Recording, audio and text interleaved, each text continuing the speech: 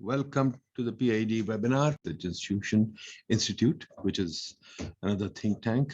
We at PIDE believe in cooperating and collaborating with everybody. So it's a welcome opportunity arose when IPRI wanted to collaborate with us. We are very happy to collaborate with IPRI. I think Pakistan needs more collaborations, more working together, and that's wonderful. So this is our third pre-budget webinar. And I'm very happy that we got some wonderful people today.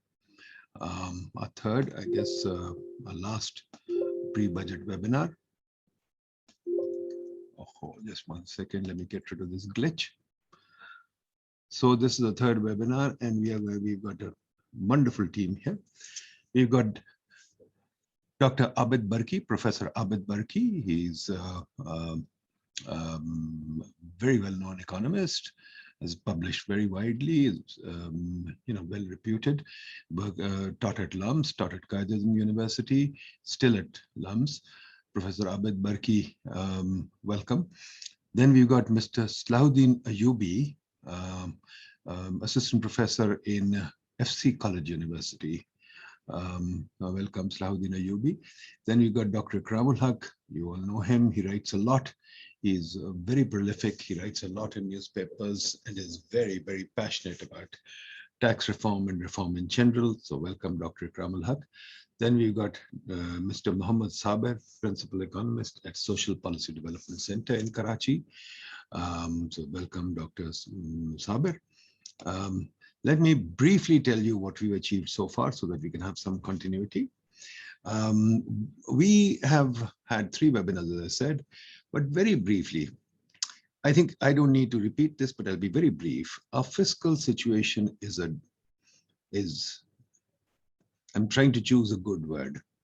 It's probably a disaster is the best word to use. Revenues, expenditures, everything's out of control. But yet the donor narrative is that revenue is important. And my old agency, IMF, wants to fix revenues without fixing anything else in the country, which we think is folly. We are trying to chase revenues for the last 20 IMF programs for 40 years, and we keep talking revenues without talking expenditures and debt or anything else.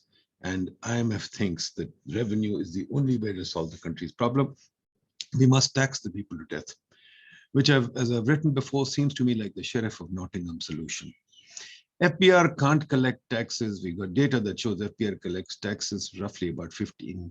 The tax growth is roughly 10 to 15% every year, but the fund tries to make it 30%. So they fix incredible targets and FPR fails all the time. And if those of you who have children, you know, you should not fix impossible targets for your kids, and we do. The unrealistic targets of FPR are well known, that the fund fixes for FPR are well known. Our expenditure outlays are crazy in the sense that there are so many quasi-fiscal losses that the government does not even recognize, and the IMF does not recognize. They keep piling up. The key one of those is the energy loss, which keeps showing up every year or so. We lost 10 trillion rupees in energy, and we've lost so much in PIE, other public sector enterprise. We lose roughly $1 trillion a year without recognizing it. We recognize it ex post, which is crazy. Our development budget is out of sync too. I've run it for 3 years. I know that it's really needs a lot of reform. We've written about it a lot. The IMF keeps talking about all kinds of crazy things, but most importantly, it talks about tariff increases so that we keep increasing the price of electricity. So that we've done a study in PID recently, and we see our tariffs are way out of electricity tariffs are way out of line with the rest of the world. How do we deal with that?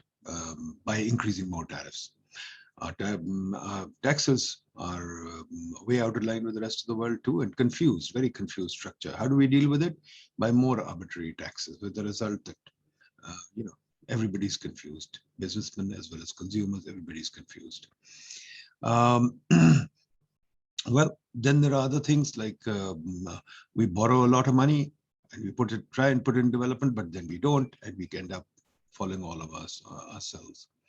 Now, Dr. Hafiz Pasha was with us, and he raised a number of important issues, but most importantly, he wants to rationalize taxes. He wants to make sure that taxes are simple and rationalizable. But we talked about it for 20 years. IKRAM Sahab has presented a model or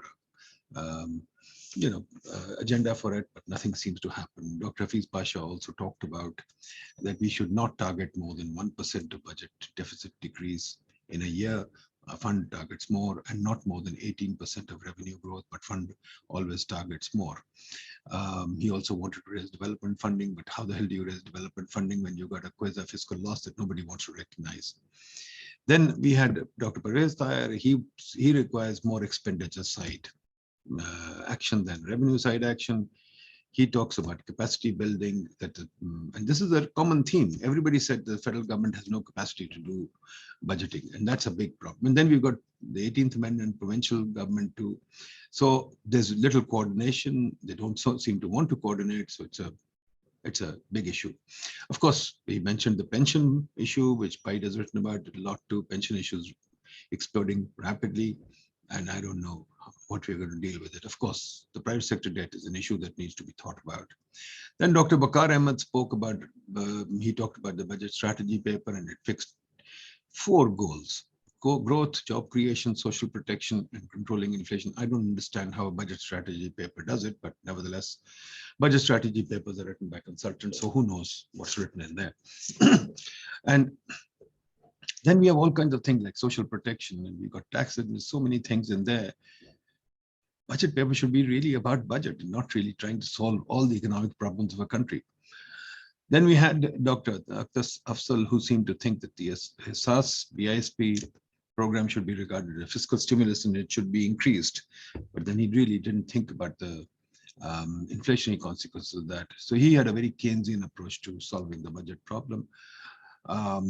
And then, of course, the common theme that everybody has, that we should invest more in human capital. But how do we invest more in human capital? I'm sitting in a university. We invest more in human capital in brick and mortar. We don't want to hire good professors. We only want to make buildings. So there it is. Then we had Ashfaq Hassan Khan, who was obviously very critical of the fund, very critical of everything. He seems to think that we should not have a tight monetary policy. He seems to think that the central bank independence is not great. He also thinks the fund focuses too much on the primary deficit. He thinks the revenue target again is unrealistic, and he talks about things like that again the development budget should be moving, but there should be a moratorium on new development projects, and that discount rate should be lowered, not increased, and the exchange rate should be controlled. Then there was Ms. Anam Saeed, who talked about revenue generation. She's working on World Bank projects on revenue generation. She talked about this usual donor themes that, there's a heavy reliance on indirect taxes. There's a knowledge gap between provinces and FPR, and we need to focus on the agriculture income tax, and FPR should consider enforcing its policies to get more and more taxpayers in the system. Compliance rate is very low. Then we had Shahid Hafiz Kardar, who talked about that, look, there's a huge amount of subsidies, fiscal losses, and a pension problem. So merely fixing the taxes won't do anything. We have to talk about taxes. And then the tax regime is so strange that we have a turnover tax, we have so many slabs, we have the GST, we have registration, we have so many things that basically confuse the investor and confuse the consumer. So there you go, ladies and gentlemen. I've given you a brief summary. I thought it's important for you to know what's what people said. So I've given you a brief summary of what happened, and the summary, as far as I can see, what it amounts to is very simple: that we are confused, we are muddled. And in that confusion, we make a budget, and the pre-budget seminars are all about confusion. We have pre-budget seminars with lobbies sitting there and saying, government should do this, government should do this. So we are putting together the key thinkers of Pakistan. We expect you to be much more strategic and much more clear in your thinking. So with that, I would now like to turn to Dr. Abid Burki. Abid Sahab, will you please lead off the seminar and tell us what you think? I've given you a summary. You can react to it and you can give us your views. Thank you. Abid Sahab, over to you. Well, thank you very much, Nadeem. And I have listened to all the speakers in the two previous pre-budget seminars, and I have also seen that there was emphasis on some of the topics. For example, there was a lot of discussion about taxation by Hafiz Pasha, and I think there was very spirited discussion about it, and I think there's not much that I can add to that discussion. And then and there was also Dr. Ishfaq Hassan Khan. He also was very critical, as you just rightly said. There are a few things. Well, I think as academic, as as a professional, we have no direct role in budget making. I think what we can do is to highlight some of the economic issues, some of the economic trends, which perhaps policymakers are not very well aware. So what are those issues? I think some of those issues are quite well known, and others are not as well known. So in my sort of discussion today, I will highlight 4 such issues, and one of those issues has not been talked about as much as it should have been, and that is agriculture. I'll also talk about the wage inequality and its implication, which has direct, let's say, implication on like households which are in lower income group. I'll also talk about investment, and I think these are some of the things that I will highlight. So just as a background, see, as we all know that at least 3 previous governments, they have faced macroeconomic instability. We know that in 2008, when Shaukat Ali's government left, so there was serious macroeconomic instability. And then in 2013, again, there was macroeconomic instability. And in 2018, there was macroeconomic instability. And all these instability were directly linked with the overvalued exchange rate. See, the idea of keeping the parity between rupee and dollar at a certain level, like in Shaukat Ali's time, they wanted to fix it at about 58 rupees. And in People's Party's government, they did not give such a slogan, but the inflation rate was so high in the range of 13–14% on average, which automatically overvalued the currency.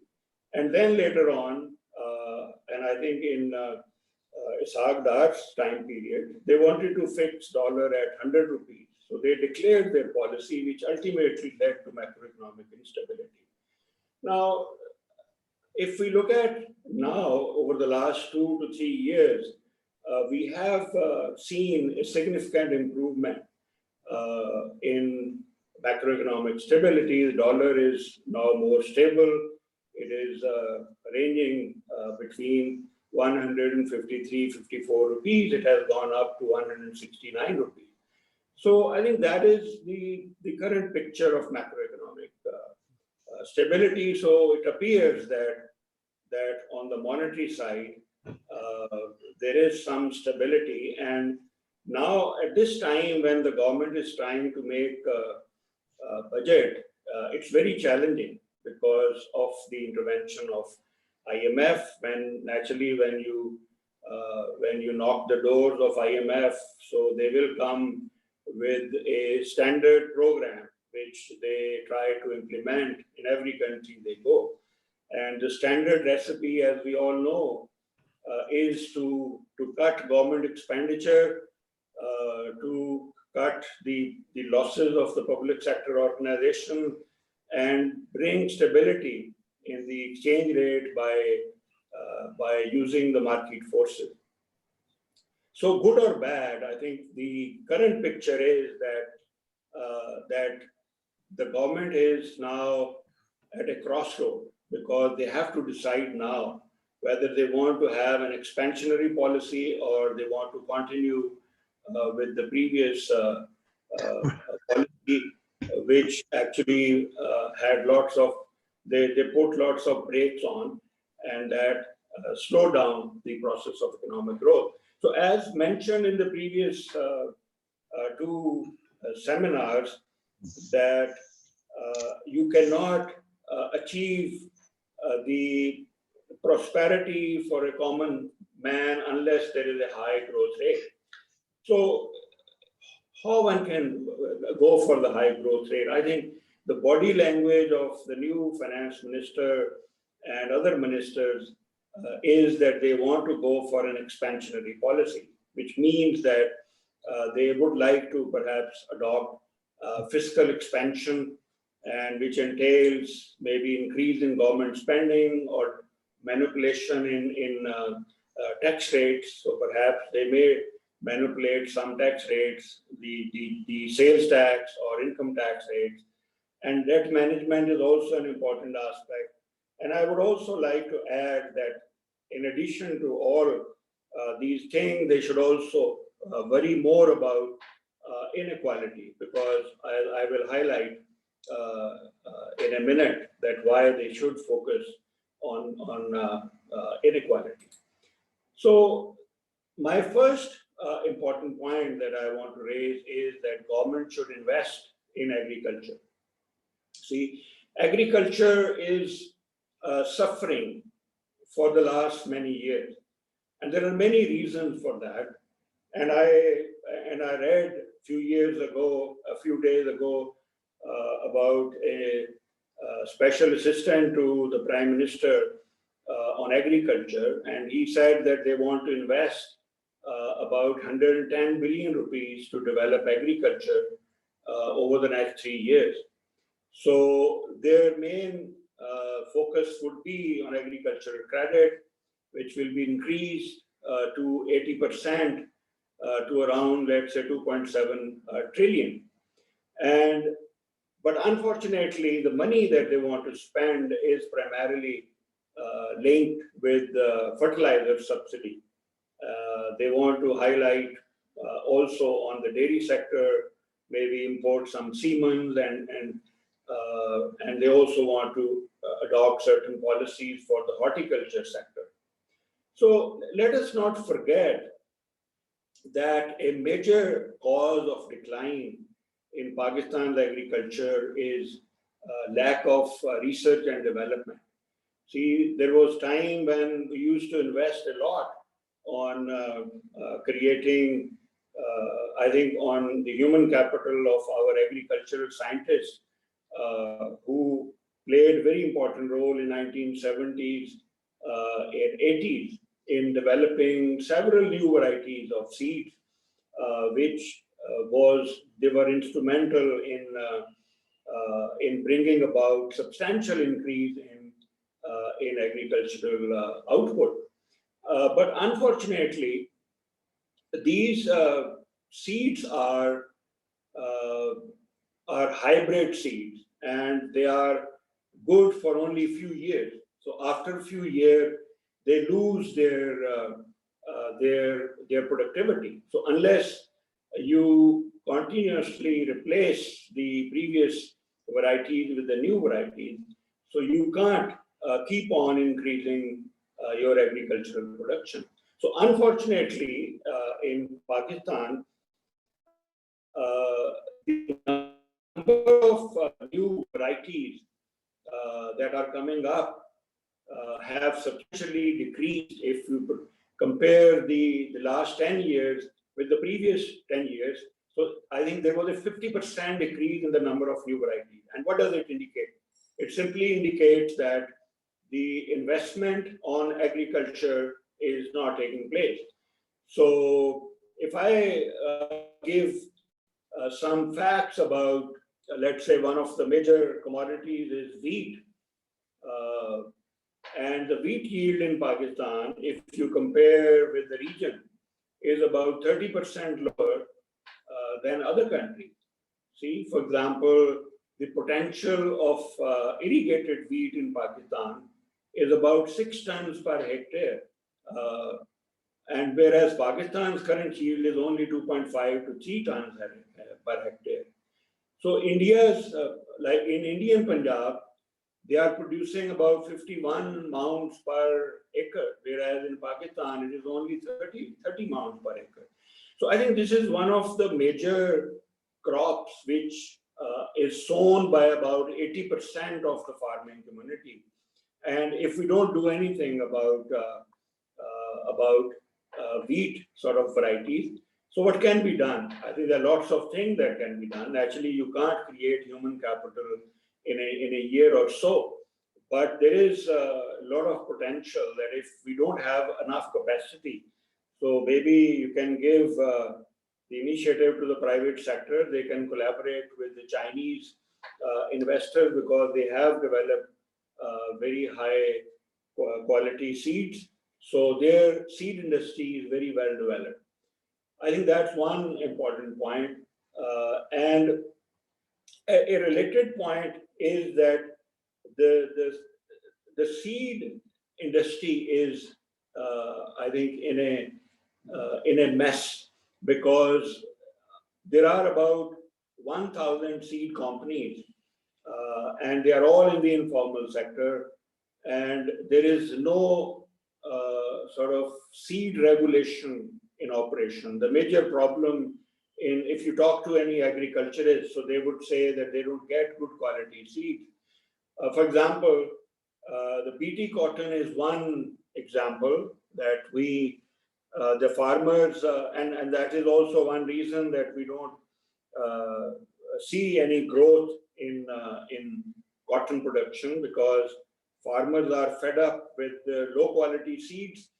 They are buying seed which is BT, which is supposed to have very little pest attack, but they have to put about 12 to 13 sprays in a year, even with a BT kind of seed.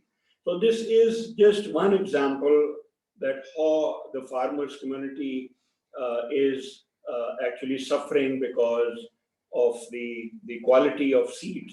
So I think the seed is one of the major factors which can bring a turnaround in Pakistan's agriculture.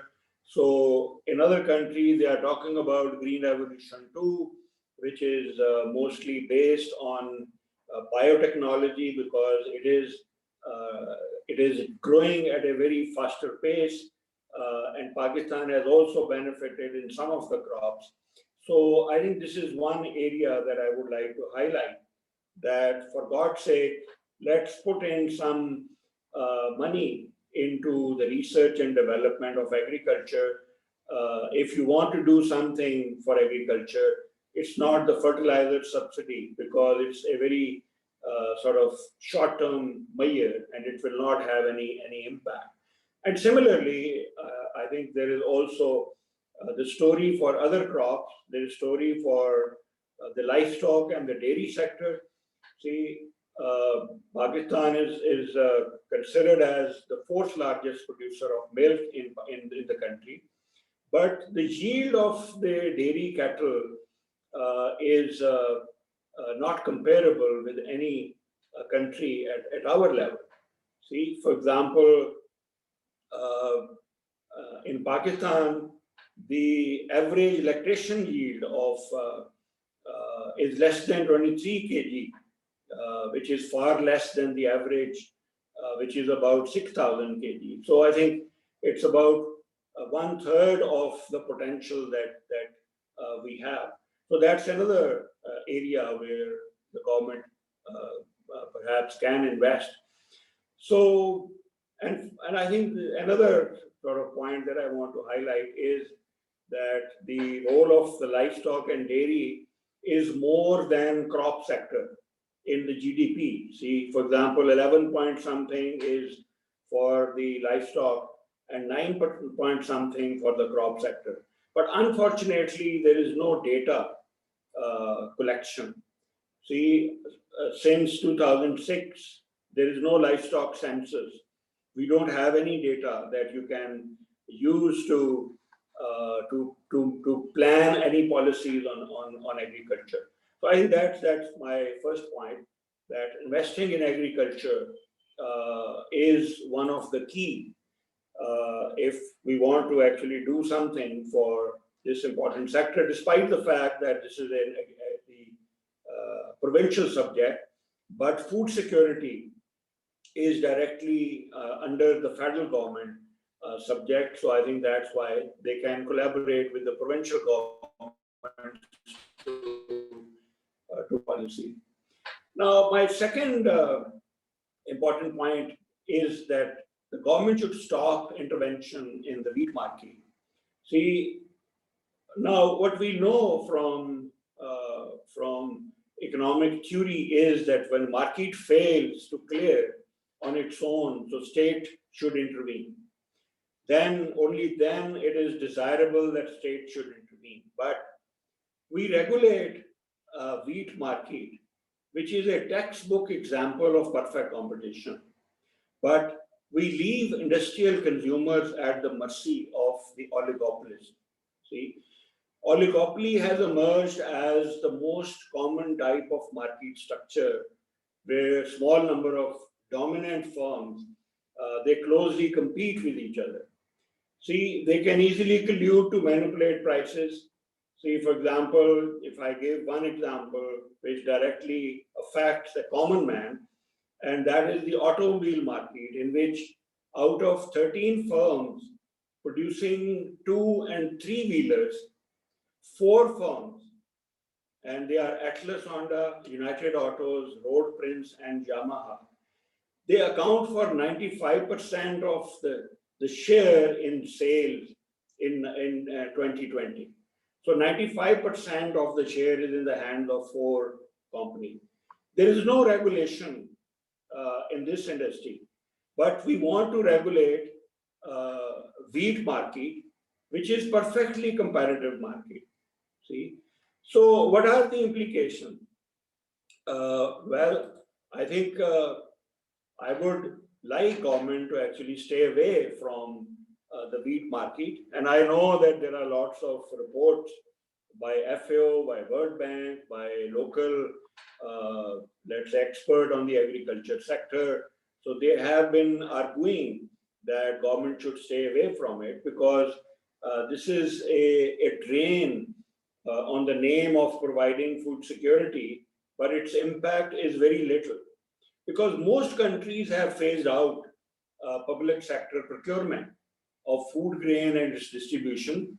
And because even though its objective is to protect producers from volatile price variation and to provide food security, but I think it has not succeeded in getting the desired result. Government is energetic when there is deficit, but it is lethargic when there is surplus produced in the market. Now, the wheat procurement policy has a high budget cost. It has led to buildup of debt. It distorts markets. It does not provide any direct benefit to the small farmers, and it has not impacted on the productivity. So procurement is financed by borrowing from banking consortium, and borrowing has increased from 37 billion in 2001 to about 433 billion. So this is the money that government borrows, and this is mostly the provincial government. Federal government also has its role in it. And there is the annual markup of about 40 billion just for the borrowing to purchase the wheat from the farmer. Now, because the provincial governments do not settle commodity bank loans each year, it has led to yet another circular debt issue other than electricity and gas. Now, sale of wheat to wheat flour, to flour mills at fixed price. The government actually releases to the flour mill at a price which is lower than the market price. But flour mills then are free to sell atta in the open market, and there is no control on it, even if government wants to control it, but they always fail. Now, my suggestion is that government should stop this intervention because cereal or wheat as a cereal has reduced importance in the household food basket because they are moving away towards dairy, meat, and eggs. And I think with the passage of time, the annual per capita consumption of wheat has declined. So in 1979, an average household, an average person used to consume 134 kg. Now the per capita consumption has gone down to about 87 kg. I have made some calculation just to highlight that how insignificant this particular issue is. The average per capita expenditure on wheat, flour, if you take the market price, it is only about 470 to 500 rupees per month. The average एक आदमी की जो spending है, वो तकरीबन maximum 500 रुपए per month है. So if there is an 8-member household, so monthly cost of wheat is about 4,000 per month. See, and if there is a 20% increase in wheat price, which government suspects that what will happen if there is increase in wheat price, even if there is a 20% increase in wheat price, the annual budget of an 8-member household would increase by only 800 rupees. So 800 rupees आजकल तो एक individual internet जो package है वो खरीदने में लगा देता है.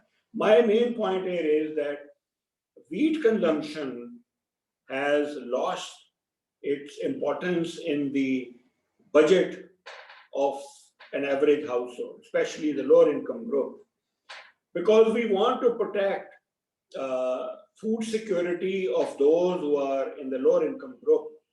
And my main point is that the share of wheat in overall budget has significantly gone down. So therefore, the government should stay away from it. I think in recent years, government has stepped back from rice market. They were also intervening in the rice market in the same way. And we have stepped back and there are positive results. There is no complaint from the wheat sector, but there are always complaints from rice sector में कोई complaint नहीं है. Wheat की हमेशा complaints हैं. If you read the newspapers, every day there are stories about corruption, about mismanagement, and there are lots of other issues that arise. So let wheat price fluctuate in a certain band and intervene only if the price is outside that band. So you fixed a band because the price cannot be kept fixed throughout the year because of the storage cost. The price should increase gradually from the harvesting time to till the next crop. So I think keeping this fixed doesn't make much sense to me. It should be kept in a certain band and government should maintain strategic reserves. Normally it could be about 2 million tons and intervene only under certain agreed regulatory parameter. So I think this is my suggestion. I can talk about that more if there are any questions. My third important point is investing in primary and secondary education. See, now this is a key target of Sustainable Development Goal 10, SDG 10 says to achieve economic growth of the poorest 40% of the population at a rate higher than the national average. Now this is what is required. By 2030, I think we need to achieve this target. Now, I would like to highlight the wage inequality in Pakistan, and there are some very interesting facts. And this is based on my own research. I did a report for Oxfam, which is also available somewhere on the website. Now, wage inequality, if you look at the data, labor force survey agar aap dekhein, so wage inequality has increased since 1990. There is a clear outward shift in the Gini, in the Lawrence curve. If you take any other measure, I think they will all indicate that inequalities in wages have increased. What is more significant here is that there is a rising gulf between higher and lower levels of education. See, when I say higher level, I mean college education and above. And when I say lower education, I mean secondary education and less. So there are two major classes, and which are most consequential in the rising wage inequality in Pakistan. See, if I give you some number, the gap in annual median wage of a college educated versus a non-college educated male worker has increased from 9,600 in 1991 to 156,000 rupees in 2017-18. And this is real gap. The gap in 1991 between a college educated and a secondary school or less educated was about 10,000 rupees. Now this gap has gone up to 156,000 increase. And this increase is about 16 times the 1991 level. See, this is 16 times. Similar kind of numbers from US suggest, there is a paper by David Otter, a professor in MIT, and he has found that in US, between 1980 and 2012, wages have, the gap between college and let's say high school graduates have increased by 4 times. So their gap has increased by 4 times. In Pakistan, this gap has increased 16 times. So this is a substantial increase. So similar kind of trend is also found in the female worker. If you look at their wage, so that it has increased by 13 times. And even if I take data of recent times, so I found out that from 2000 to 2018, there is a 7-time increase in the wage gap between, let's say, college educated versus school educated. And if you take the data of last 10 years, there is a 2.4 times increase in wages. Now, I think this is very, very important because what it indicates is that the return to skills indicate that the quality of human capital is stagnant at the lower end. The quality of human capital at the lower end is stagnant and it is growing at the upper end. See, more educated are much better productive now than what they were before. See, and I think this differential perhaps is a reflection of the fact that the demand for, let's say, more educated has increased after 2000, and it is significantly increasing because there are more jobs which require some skills. Like the clerical jobs are an administrative assistant jobs. They are gradually being phased out in the private sector because of the technology, and so they are using more and more technology. So I think this provides major insights why this has happened. And as a result, the employment opportunities for non-college graduates, they have declined and opportunities for others have gone up. So this is, I think, one of the major factors which is a real concern. Another important thing is that the role of the labor union has substantially gone down. The bargaining power is not important. The labor laws after the 18th Amendment, they were also, it is a provincial subject now. And I can tell you that the labor legislation does not apply to the banking sector, financial institution. There is no application, and there are also other areas where they do not apply. So I think there are a number of factors, and I can also talk about that more later on. And finally, I think I would also like to highlight another factor which is quite well known, and that is lack of investment. See, saving investment rates in Pakistan are one of the lowest. We are still, I think, hanging around about 15 to 17% of investment. And if you look at the countries which post high growth rates, you will never find a country which has less than 25%, let's say, investment rate, and they could post a sustained growth in GDP. See, so there are a lot, I think the average investment rate in South Asia is about 33%, and this is based on recent data that I have seen. 32% is the rate, like including countries like Afghanistan, Bangladesh, Bhutan, India, Nepal, Pakistan, Sri Lanka.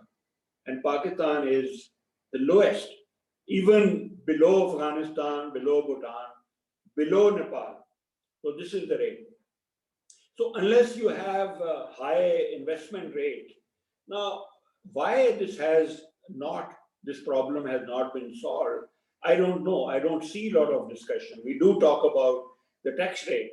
Actually, the tax to GDP ratio remains somewhere between 8% to 12%. It has never exceeded 12%. So I think this is another important aspect which the policymakers may want to highlight. So because I think if you talk about the growth accounting framework, so GDP per capita comes from two main sources. One is growth in factor inputs and efficiency.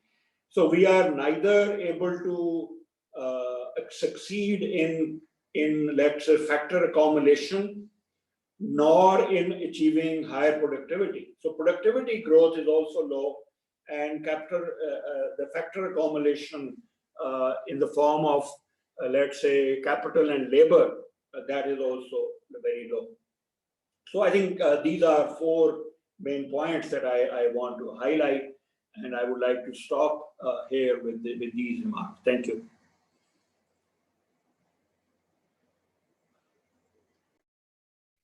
Dr. Nadeem, sir, kindly unmute yourself, sir. Thank you, Abid Sahab. Thank you very much. Very good, very comprehensive. I think these issues are very important. Abid Sahab, you and I both have memories to remember that we've talked about the agricultural issues for the last 50 years, or somewhere around there. I remember Sarfraz Qureshi, I remember Sartaj Aziz Saab, everybody talking about liberalizing the agricultural market. Unfortunately, in this country, nobody reads, nobody understands, so we don't have any idea. But in any case, points are well taken. Even your returns to skill, very, very good argument, very interesting.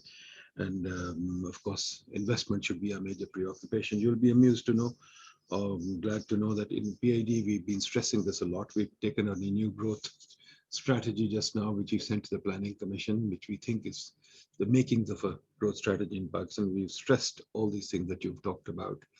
So we'll continue to collaborate with you and see how we can develop these things further. Okay, now I'll turn to Ikramul Haque Saab. Ikramul Haque Saab, go ahead. What is your take on the budget? Thank you very much, Nadeem, and all friends here, as well as both the institutions that they are providing opportunity to us to, in fact, share and interact in a manner that we ultimately tell the governments that budget is not only ritualistic, bureaucratic counting exercise, it must be backed by some objectives as growth. We have been talking, and PIDE has come up with a very good strategy on that. But I will just focus on 2 or 3 things, and not will take more time, because facts and figures we all know that in the first 9 months of this fiscal year, we saw that even after transferring taxes share to the provinces under the 7th NFC award, we still have very old one and fail to arrive at the new one. And 58.5% transfer and on non-tax income could not enough even to pay 2 main heads, was debt servicing and defense. For defense, the borrowing for the 9 months was like 244 billion rupees. And we must remember that defense is not now a very big amount. If we even include the pensions, that is 1/3 of the debt servicing. So the main issue now is that we have to see things in proper perspective first. My take is that our first and foremost fault after 18th Amendment, which 10 years have gone, it's 11th year that we have entered after that, is that whether planning should be centralized or it should be federalized. As far as I understand, as a student of Constitution, Article 156 of Article Clause 2 says that from now on, it should be a federalized subject. But as you know, they don't engage with each other on political issues. What to speak of attending meetings, and Prime Minister has to chair that, and the role of National Economic Council in overall economic development, long-term perspective, your growth, your revenues, your expenditure, everything has to be federalized. The idea was not to actually give the kind of framework that we usually talk about, that everything has been given to the provinces. Still, we know that all major taxes are with the Federal Board of Revenue, and if they fail to collect at the optimum level, whatever the confusion in policy and other things we keep on writing is, but if they fail to collect what is required by the government, all the governments, then of course you will have always a crisis. And that crisis is that we have been seeing that we have to go 22 times to IMF in 60 years, which itself confirms that there are some fundamental issues to be fixed. And then we keep on talking about growth, investment, and other things. We usually overlook that taxation itself is anti-growth in this country, because they are taxing everything. They don't want activities to take place. They don't want economy to grow. When you have this kind of taxation policy, which is neither helping you to grow, nor it is helping you to minimize your fiscal deficit, then what is the need of this kind of taxation? Then there is, as far policies concerned, there is no policy.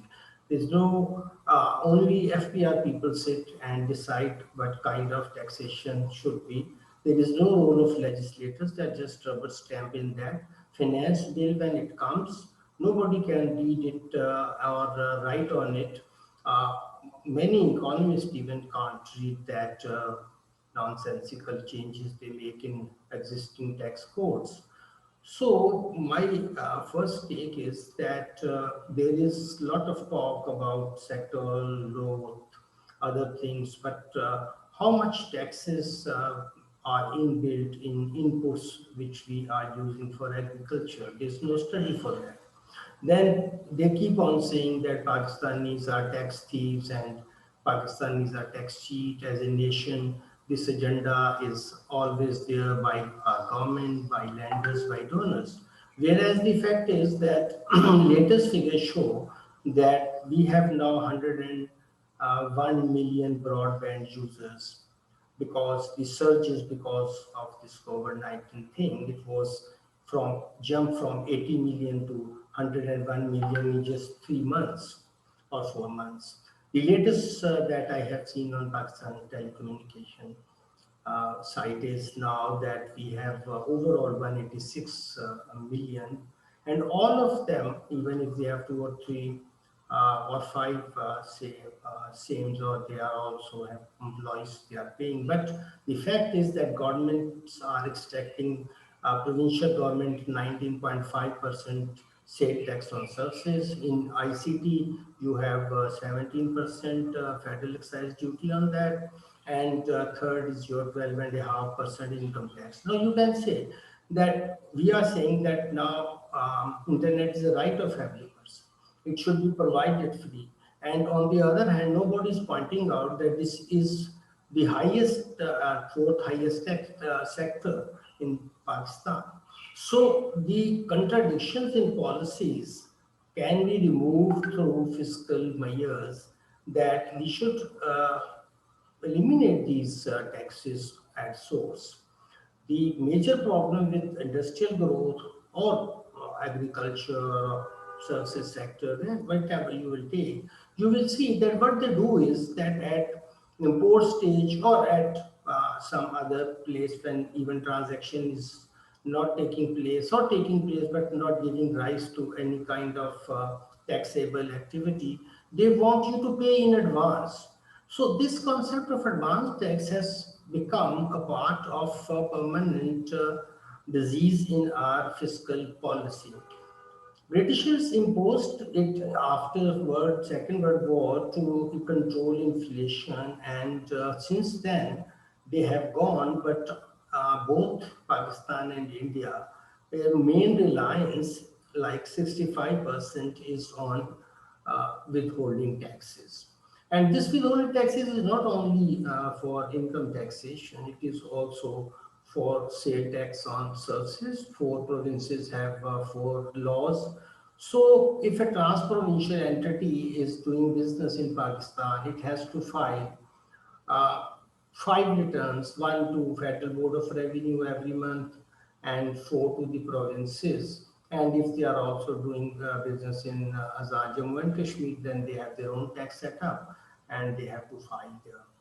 So this tax system is taking so much, not only you have used the word confusion, it's a disastrous sort of impact on our daily life, because we don't even understand, and none of us see that even in our mobile bills, how much tax they are charging, how much they are on electricity, on sui gas, whatever utilities, then uh, mobile, as I have said. So there are 3 major issues that we need to fix. One is this fragmentation of tax administration, which is now creating a lot of problem for the trade, inter-provincial trade, because when you do some transaction, one province say it is my share, and the other said no, it's my share, because service started from Punjab but it terminated in Sindh, so I will charge. Punjab say no, you are Punjab entity, you are registered here and you pay us tax here. Having said that, even then in first 9 months, after 3.8 trillion collection by Federal Board of Revenue, much trumpet and growth, and 57 year-to-year on basis, and even Prime Minister tweeting in their favor, everything. I will not want to take any credit from them, but the fact is that they have to pay huge funds to the people. And this is also a kind of debt which is nobody talking about. Before Parliament, they admitted that the liability is as high as 711. It was last 30th June I was talking. First have now over 800 billion. So effective rate, if we take this payable, which is undisputed, and collection will not be more than 7%, but the image of the department itself is like you are so afraid to go to tax office, like you always, and I am included to go to a thana because of the culture there, that the way they treat you. So the same is true here. So you have been we have been writing that we need to have first structural changes in administration, because ultimately whatever budget you make, and they will say we have increased PTS to 1 trillion, how much they expanded. Now in the first 9 months, the only expanding out of 900 or whatever the figure was only 40%. Now Shaukat Saab, new finance minister, is saying I will increase it to 900 billion. So 900 billion increase is not only is just a kind of allocation matters. What is the quality of expenditure? What cost of and delays? And we all know what happens to these projects, and they are just in the habit of showing that we have put 900 billion, we have increased it to 1 trillion, and their own summary is showing on the finance ministry website that in the first 9 months, they only managed to spend 40% of that. So this fact that we are now looking into, it requires that there should be end to this kind of nonsensical things to keep on repeating and then expecting that result will be different. Obviously, if you keep on repeating the mistakes, as I said, you will get the same kind of results. So many pre-webinars on budget, not by PIDE and others. Many even tax bars are very fond of holding them. Everybody is interested in that. But who has to ultimately look into that? Legislators or policy? There are policy. I have already mentioned, as far as taxation is concerned, it is Federal Board of Revenue. As expense is concerned, it is the Federal Finance Ministry, and in provincial, they have Board of Revenues dealing with revenue record. They have they have their own excise and taxation departments. They have now added third layer, which is only collecting sale tax on services.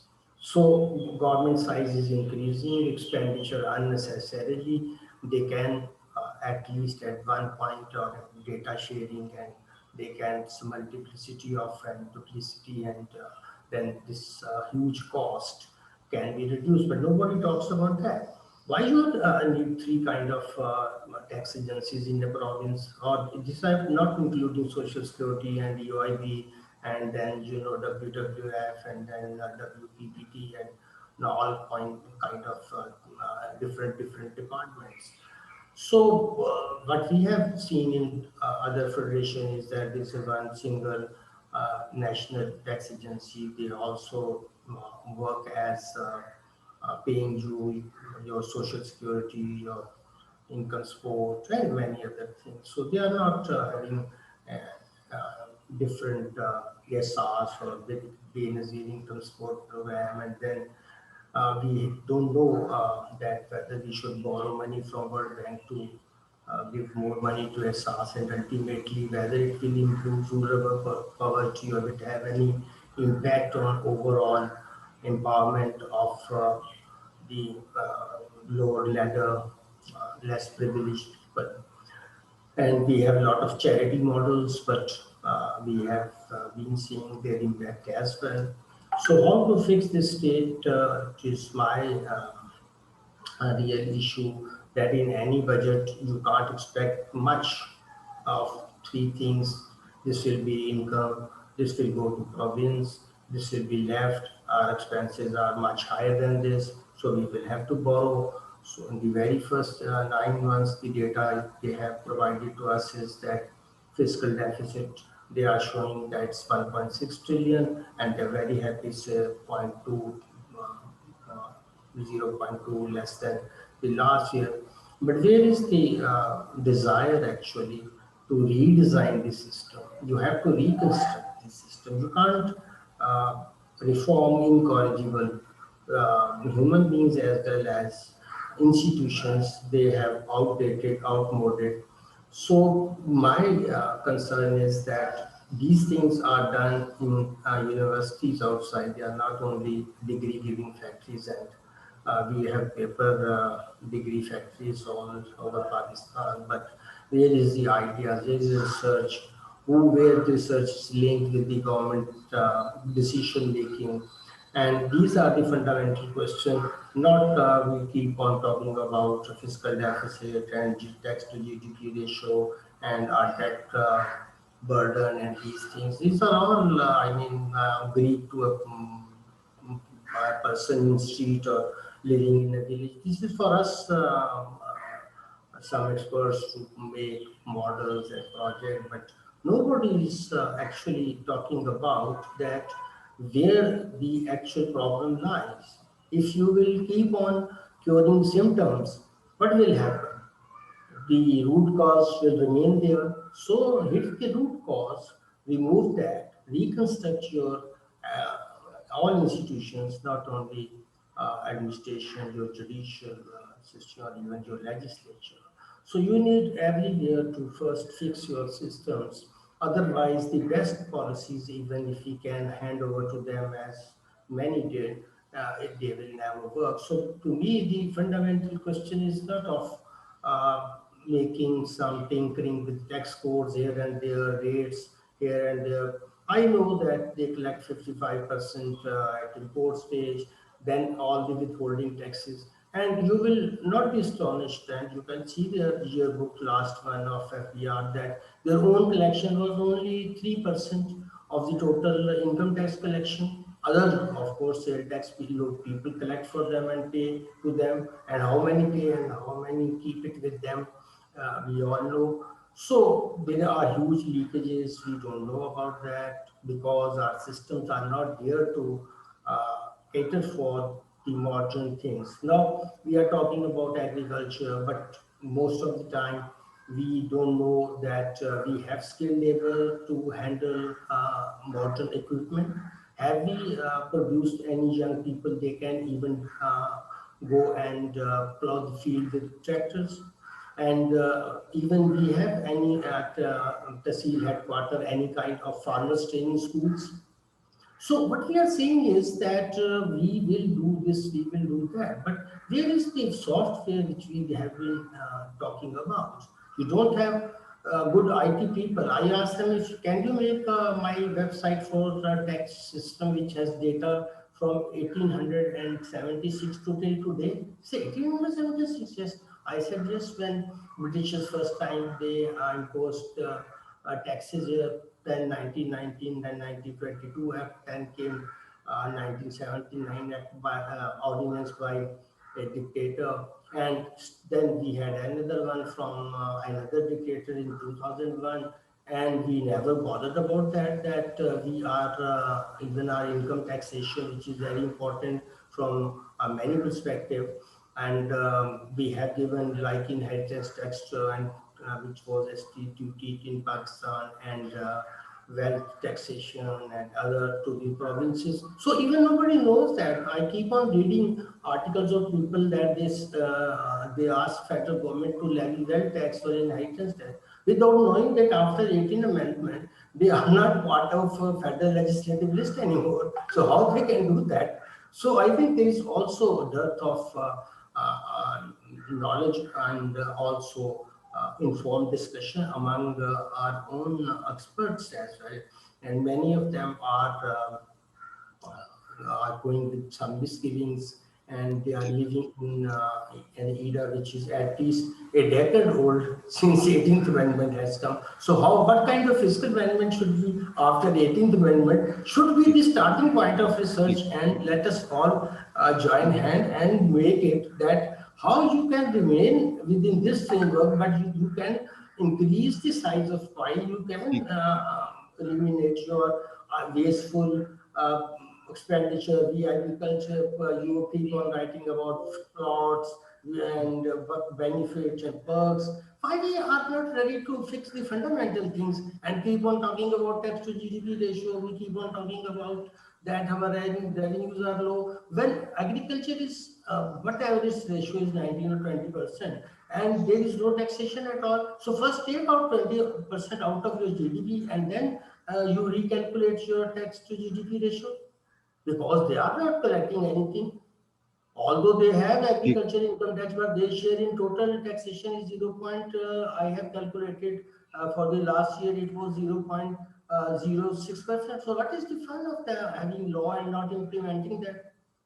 So I will end here by giving some food for thought that let us come out of this conventional thinking and let us go for one slogan that let us deconstruct and reconstruct on modern lines everything. Then if you want some kind of efficiency, we want investment, we want growth. There's no there is no disagreement on this thing, Nadeem and other people. The real problem is that we want to achieve these with outdated, outmoded structural frameworks, which are no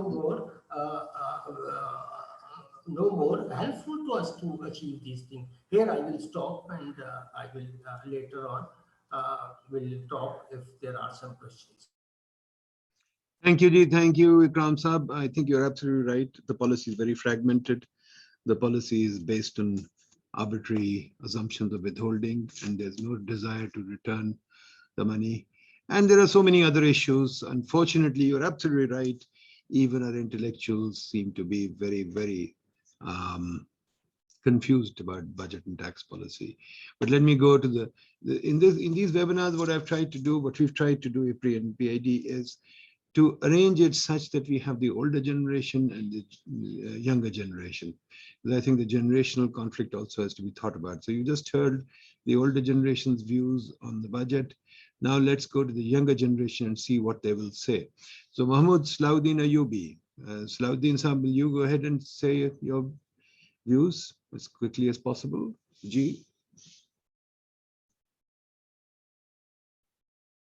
Salahuddin Sahab, unmute kar lein, please. Ji, thank you, sir. Thank you, Nadeem Sahab. Thank you. One privilege of attending this webinar is getting the title of being young, because one really craves for it in his mid-40s. But anyways, thank you very much. This is a great effort that IPRI and PIDE has been doing in creating a space for discussion over issues that usually people do not, understand really. So this is a great opportunity for everyone to hear. There has been a lot of talk about the capacity. Capacity has been the buzzword. The core idea is that perhaps those who are doing what they're doing are either not aware how to do it, or they are not interested in doing it. Perhaps we need to reconfigure our expectation of those who are at the helm of affairs. There is an apparatus that is involved in making these budgets, and they have their own expectations and their own fulfillments. The title, as it appears, austerity versus growth. All political or even non-representative regimes, they would wish to have growth come what may, and the donors would wish to have austerity. And there's this clash that makes budget making really difficult in countries like Pakistan. So first of all, there are a lot of stakeholders that would wish to put their views in such fora that could express their sentiment or their expectation from the budget makers. And those who are very strong somehow manage to get their ideas across through, through their access to the power corridors. But those who do not have access to be in those power corridors, they need to have their sentiments being thrown into those segments. In principle, I think that there is no lack of knowledge in doing things in the right manner. If you read the budget this medium-term budget concept paper, strategy paper, you would find nearly everything that is conceivable to get things right. On the tax side, on the expenditure side, they've got their laws amended to get things in the right manner. They've empowered the right stakeholders. Then where is the problem? If you look at the big numbers, let me share with you the big numbers of the upcoming budget.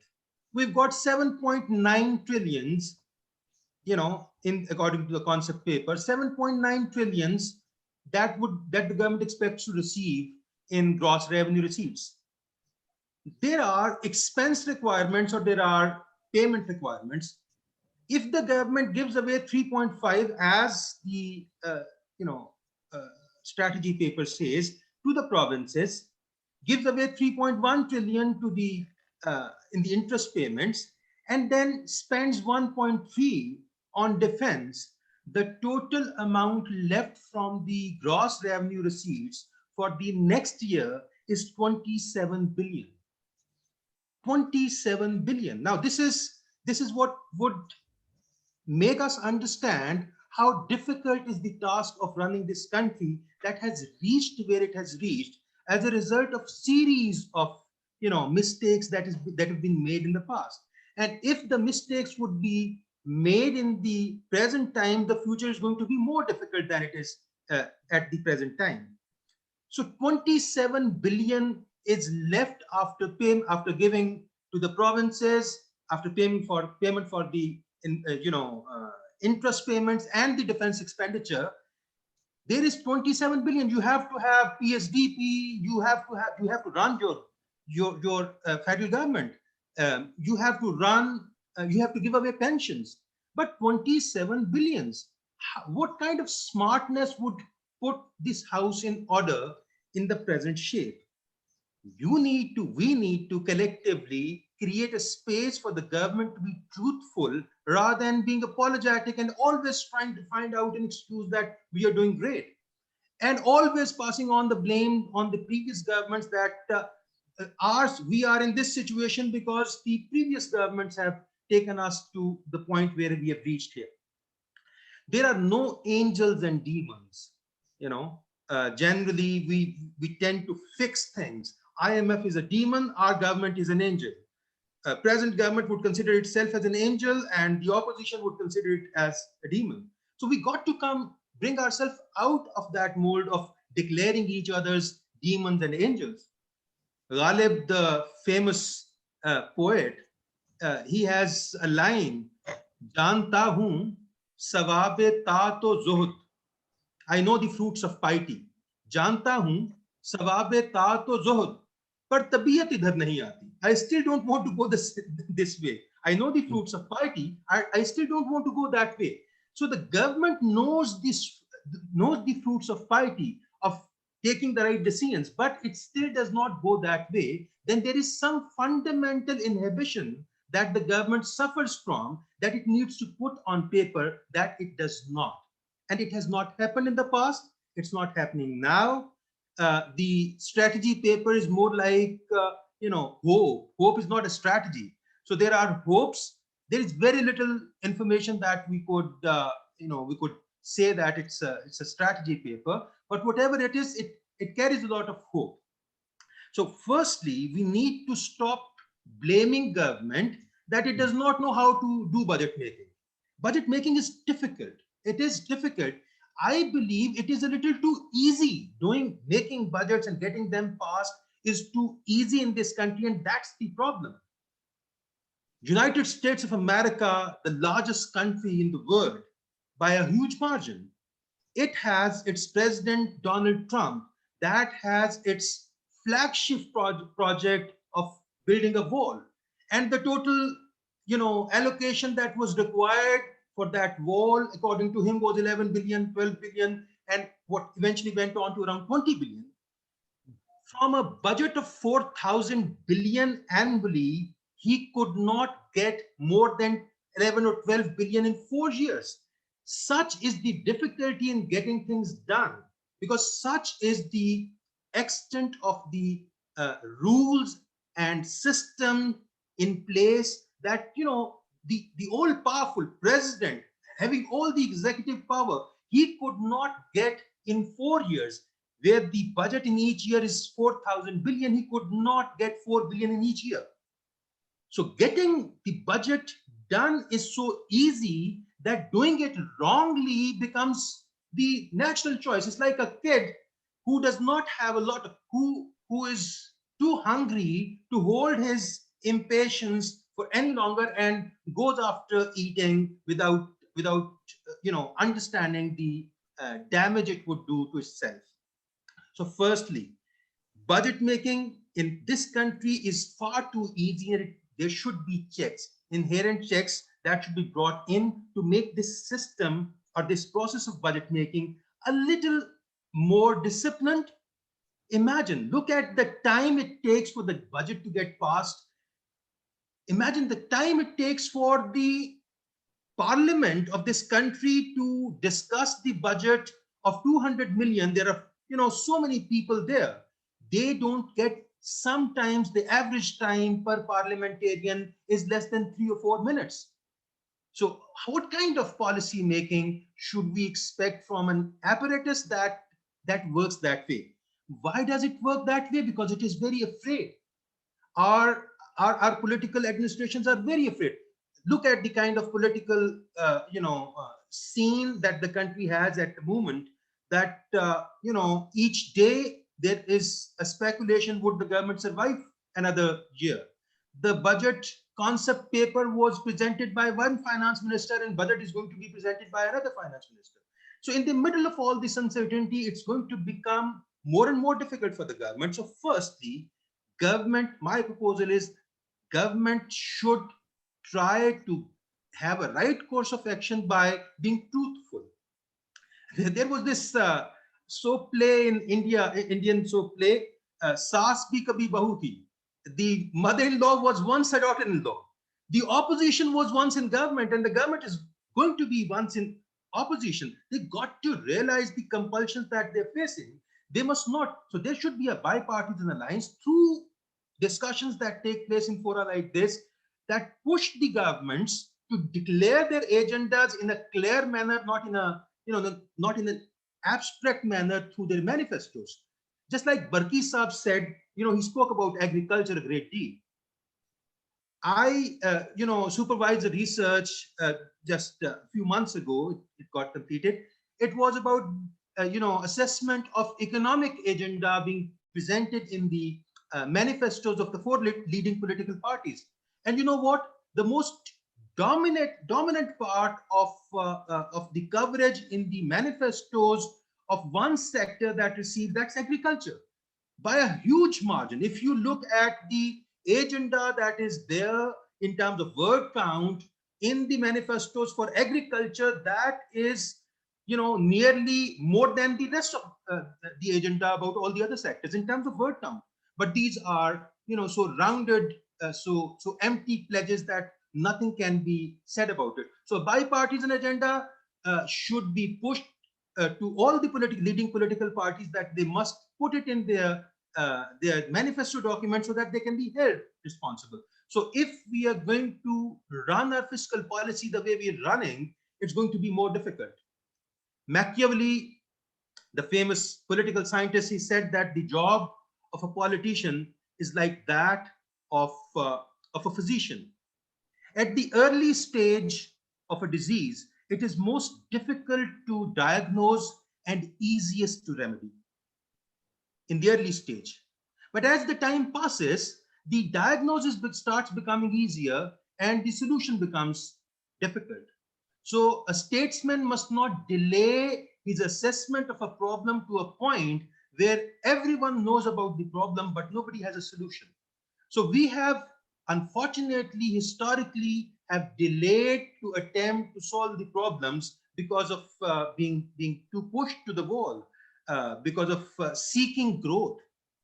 Now, enough of the discussion about this.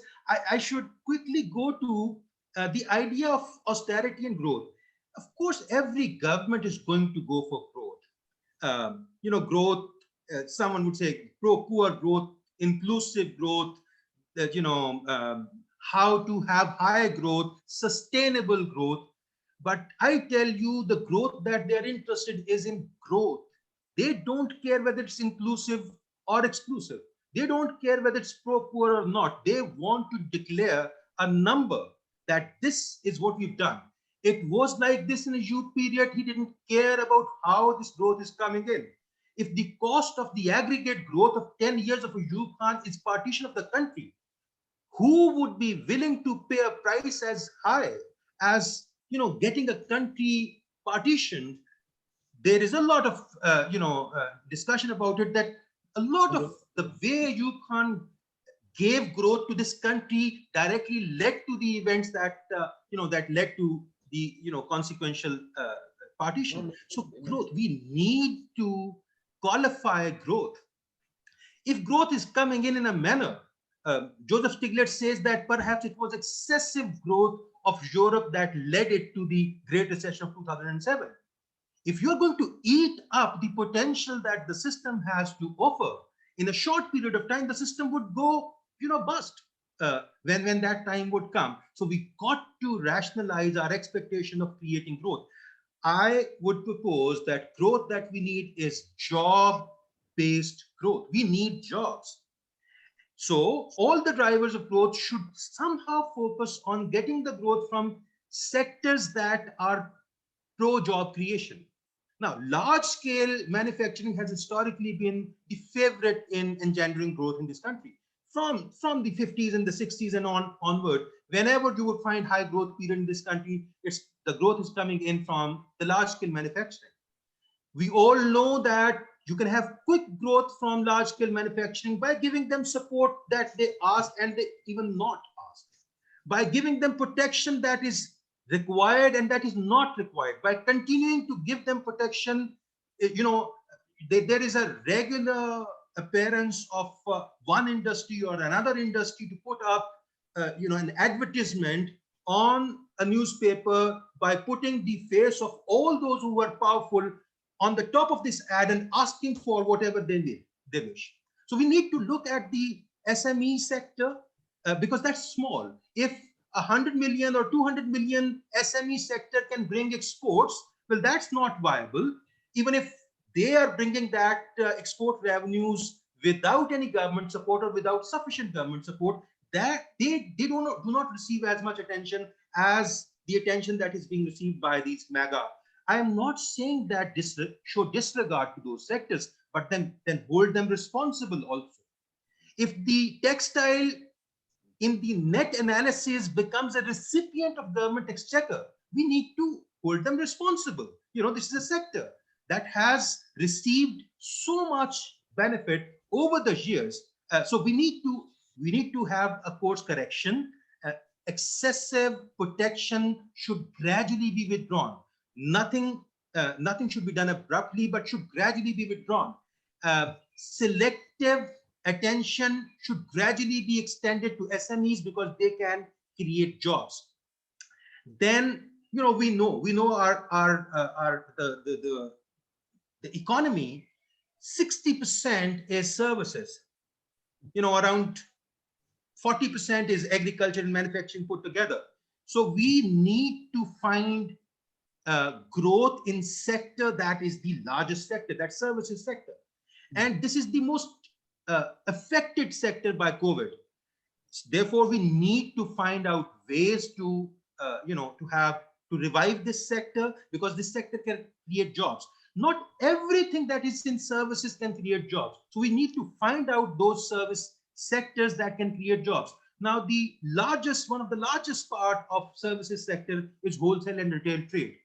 It is facing a disruption through e-commerce, and it's not prepared for it.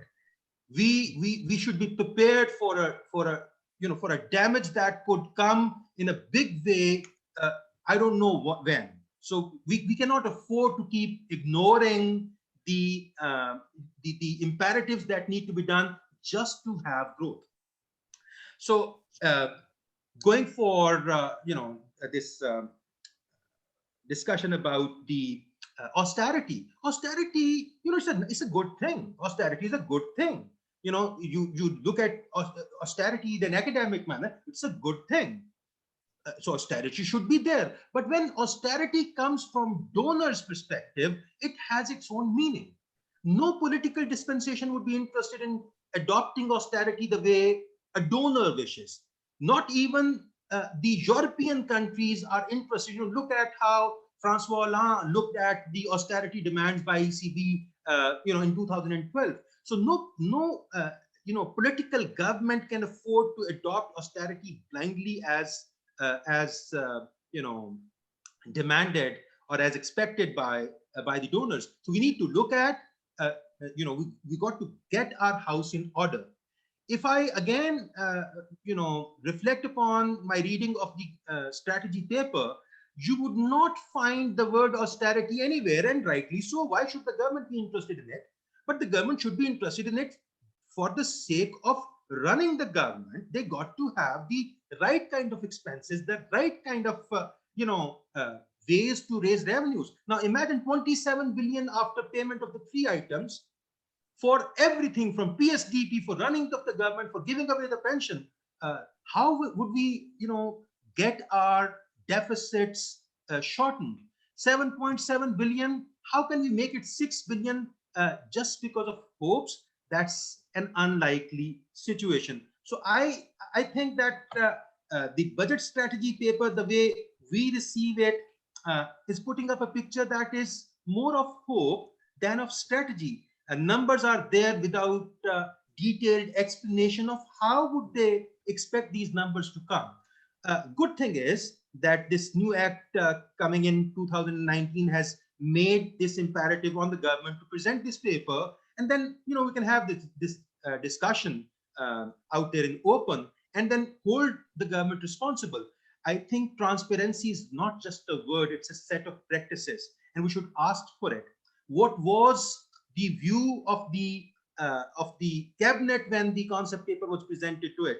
How did the standing committee looked at, and what were the observations? That should all come out in public, so that the smaller sectors and the SME sector that never get to receive the kind of attention that they deserve over the years, they can also have that attention. I think I've taken a lot of time, a lot more can be said, but thank you very much for giving this opportunity and making my submission possible. Thank you, Salahuddin sir. Thank you very much. I think you've made very good points. Yes, politics is behind the budget. And yes, we've got a very bad politics, but I think the capacity issue is also there. I don't have your sanguine hope that the government knows what it's doing, but I don't think the academia knows what they're doing too, because the academia also never really analyzes the issue. But let me go to the next speaker, Sabir Saab, Mohammed Sabir from SPDC. Sabir Saab, go ahead. Thank you, Nadeem Saab, for inviting me and giving me this opportunity to speak on this important issue. I have to talk about just 3 points, not much. And my first point is the fiscal deficit. For me, the most scary figure is the fiscal deficit for me. From the last 2 years, we saw the fiscal deficit of the huge amount of 9.1% of the GDP and 8.1% of the GDP. This year, government budgeted 7.1%, and so far we have, in 3 months, we have 9 months, we have 3.6% of the budget deficit. But we don't know where we ended up, and this is happening from the couple of years and even before that. Why I'm worried about the fiscal deficit? Because budget creates some all the budget have some gainers and some losers, and they are not the same persons. So our budget also benefited some lobbyists, government employees, and some other groups, but it cost most of the middle class. And as housed in the Social Policy Center, I'm really worried about that class who is paying the taxes, who are salaried, they are paying regular taxes. They are contributing in the economy, and they are also facing the burden of the inflation due to this high budget deficit. They are also feeling the burden of the debt, and they are not getting any benefit of it. For instance, if we are accumulating large benefit, the capital class gets the interest payment. But this middle class, those do not have the savings, they do not get anything out of it. And there is no program for them to get benefit. So SAS program is a good program, but it's mostly for the low income group or poor classes. So one of the things what I said, we should have something to keep the budget deficit intact. We are not in position to carry on the big budget deficit. At the moment, half of the expenditure is non-service related expenditures. So we are not getting anything. We are just transferring money, and this practice should not be carried on further. So this is my first point. And one of the session I have for the middle class, when we are in the salary net, when these people are in salary net, they are contributing in the taxes. But for any reason, say if they are laid off, they got off, there is no unemployment benefits. So one of the session for this budget is maybe government in collaboration with provinces or EOBI, we should have a mechanism where we talk about unemployment benefit, particularly those who are contributing the taxes and those who are contributing in the EOBI. So this is my first point. My second point is the taxes. I totally agree. We need more taxes. We need finances. We need money for development. We need money for the SDGs. We need money for everything. We need money to provide stimulus for the COVID peoples. But the mechanism we are devising, that is not the right mechanism according to my thinking. And why I'm saying that? Look, look the two big taxes. For instance, your income tax. In your income tax, you have different structures, and you are not capable to tax one large segment, which is agriculture sector. I'm totally supportive that there should be some packages for agriculture sector. They should be given incentive, but they should get the proper taxation. And one of the myths everybody is beating, that because agriculture is the provincial subject, federal government cannot intervene in it, and so they keep this loophole as it is. And I totally disagree with that. When we introduced services tax in 2000, federal government with just one letter took the entire power of collecting the taxes. My idea is that we should do the same thing. Agriculture income tax treated as the income tax, and it should be collected by the federal government. And provincial government they didn't require to give the constitutional amendment. They just give the collection power to the federal government. And why I'm saying this, because there is a lot of income which is accrue from different sector, but it's reported in the agriculture sector because they feel that there is no agriculture income tax and there is no proper agriculture income tax. So one thing we should fix, we should treat all incomes, no matter it's come from the construction, no matter it comes from the imports, from whichever sector, income is income. And we should tax all income in the same way. The way is to collect progressive income taxation. So this is my point about this income tax. My second point is about the sales tax.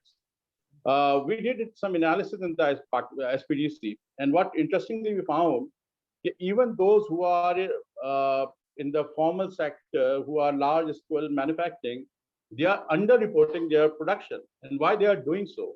Because there is a detailed taxation at the production, final production stage. So what government is doing, or what FPR effectively is doing, they collect all taxes, including wholesale tax, retail tax, at the production stage.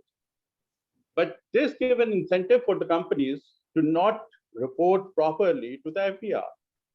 And my point is that we should look into it. We should introduce multi-stage consumption tax in the country. We need to involve provincial government even in the cases. So maybe we have a better mechanism. We have some monitoring mechanism as well, but until unless we do not involve different tax collection authorities, we are not able to fully capitalize the potential which exists in the excise duty and the sales tax.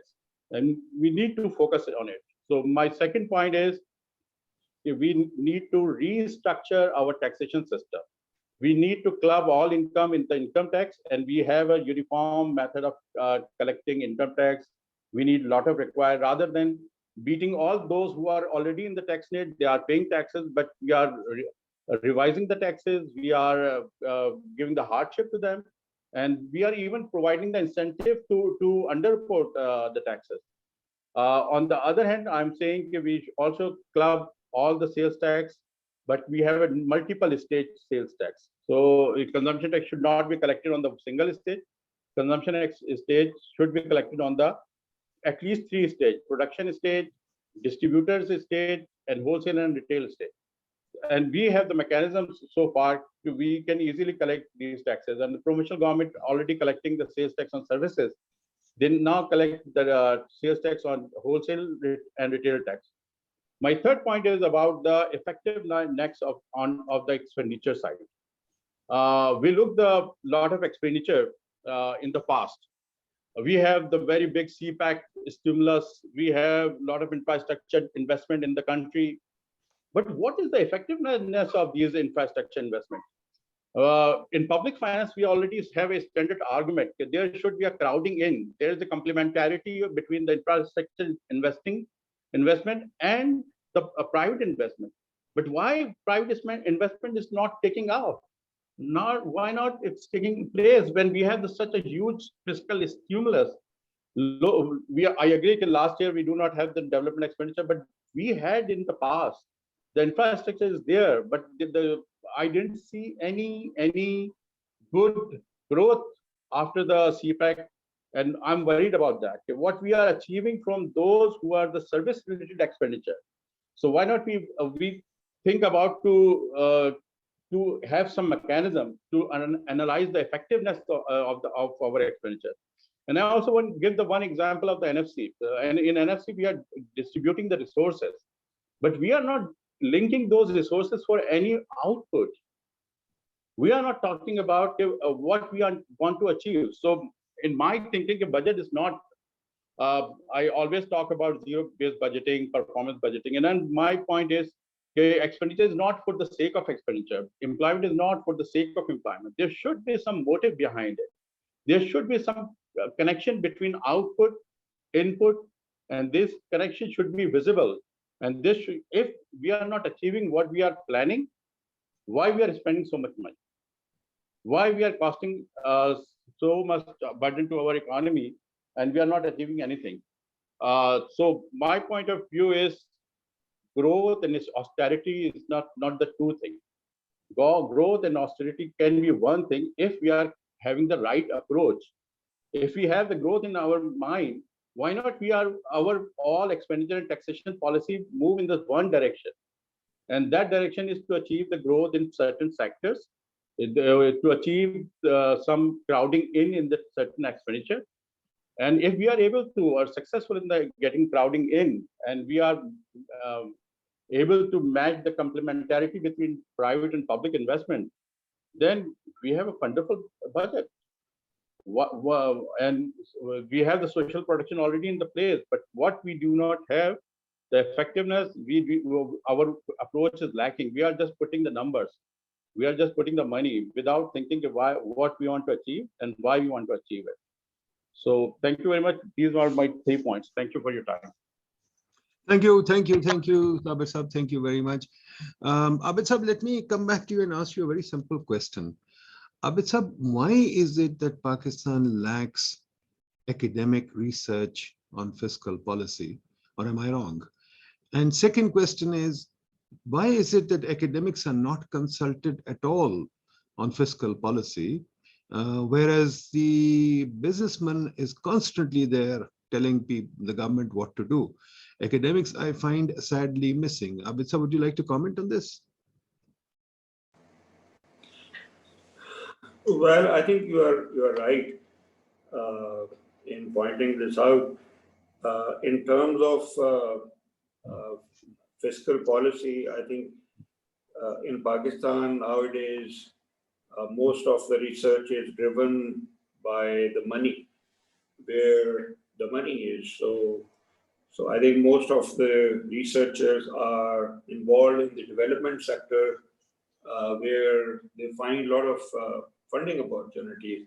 So fiscal policies in the government's domain mostly, or sometimes there are some donors who come up with some pre-planned studies which are commissioned.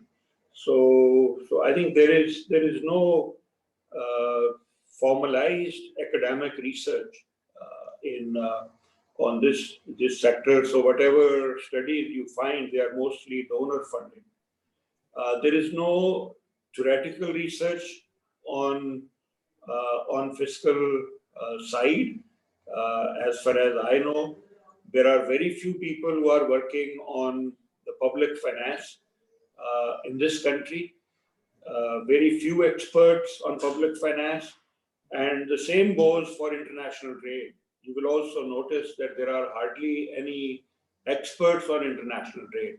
Even those who are trained in international trade, when they come to Pakistan, they gradually switch their disciplines and they go to the development sector. So most of the funding is in development sector, so that's where most of the researchers are spending most of their time. So this is my understanding. Abid, what do you mean by the development sector? I know newspapers में बड़े लोग लिखते हैं I'm a development sector professional. मैं हमेशा Twitter पे पूछता हूँ development sector है क्या और development sector professional का मतलब क्या होता है? Because मुझे तो समझ नहीं आती development sector क्या है. Development sector देखिए जितने आपके डोनर हैं, जितनी NGOs हैं, जितने आपके डेवलपमेंट सेक्टर में आप कह लें डिफिड है, USAID फंडिंग लेके आ रहा है, IDA फंडिंग ले, जायका फंडिंग लेके आ रहा है, see even Asian Development Bank. So all their projects are geared towards education on something like poverty, well-being, see gender empowerment, then microfinance, see, and now more recently there are lots of experiments. So people are doing RCTs. So you pick any topic in development and there are lots of RCTs being conducted. So we have so many NGOs in this country. They are also attracting a lot of academics and they are doing work for them. Even the work by UN agencies, if you see deeply, so you will notice that they are also doing mostly development side. There is no work on trade, no work on fiscal side, very little work on monetary or even macroeconomics.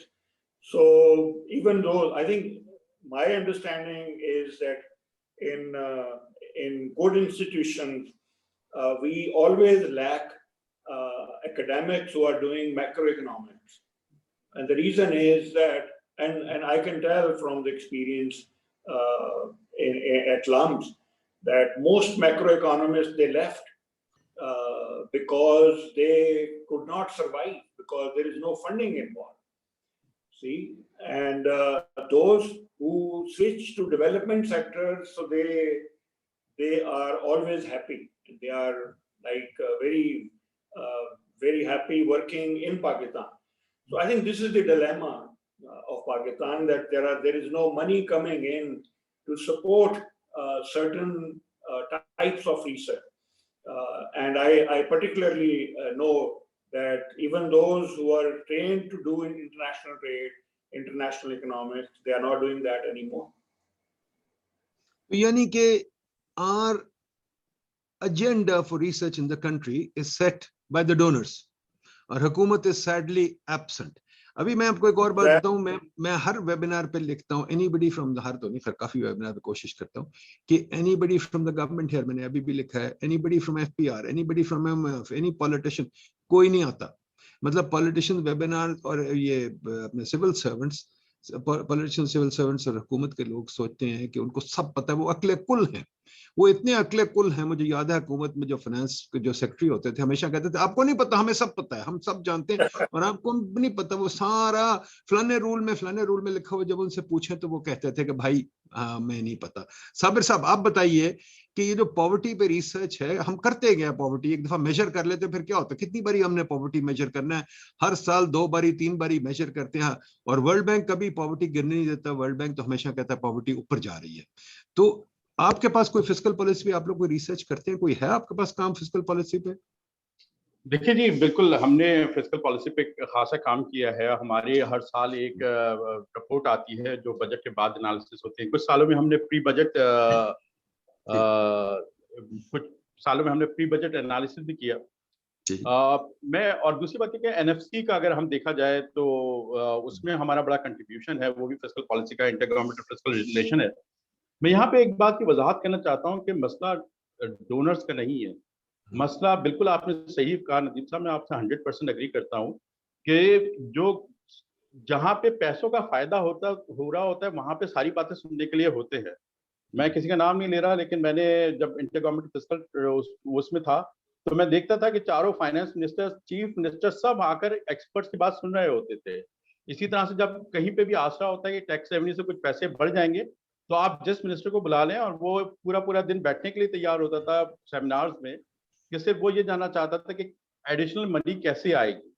लेकिन जब उनको लगता है कि ये reforms की बात करेंगे, जो ऐसी बातें करेंगे जो उनकी मर्जी की नहीं है, तो वो उसकी तरफ नहीं आते। दूसरी बात ये जो है एसपीडीसी की बहुत सारी रिपोर्ट्स हैं कि फिस्कल पॉलिसी किस तरह से अफेक्ट करती है पॉवर्टी को, और हमने ग्रोथ के हवाले से भी कहा है कि ग्रोथ एक खास थ्रेशोल्ड से जब क्रॉस करती है तो बहुत ज्यादा इफेक्ट करती है। जहां तक वर्ल्ड बैंक का नंबर है वो तो डेफिनेशनल इशू है कि आप किस तरह से करते हैं। एसपीडीसी ने एक और अल्टरनेटिव पॉवर्टी मेजर निकाला हुआ है, और हमारे नंबर जो है वो वर्ल्ड बैंक के नंबर से और जो गवर्नमेंट के नंबर से वो हैं वो बड़े डिफरेंट है। तो अगर आप सेमिनार के साथी इंटरेस्टेड हो तो मैं लिंक भी शेयर कर दूंगा हमारी पॉवर्टी लाइन का, और हमारी कुछ रिपोर्ट्स हैं उनका भी लिंक शेयर कर दूंगा। हेलो, जरूर जरूर गुड। अच्छा जी, ये जरा इकरामुल हक साहब, आपने बहुत शोर मचाया टैक्सेशन पे, माशाल्लाह you written a lot, but कोई सुन रहा है? Nadeem sir, they are exactly in the same frame of mind as you have mentioned, that they know everything. And unfortunately, I will say that from academia, on properly on any tax code or tax policy, you will find very few literature in Pakistan.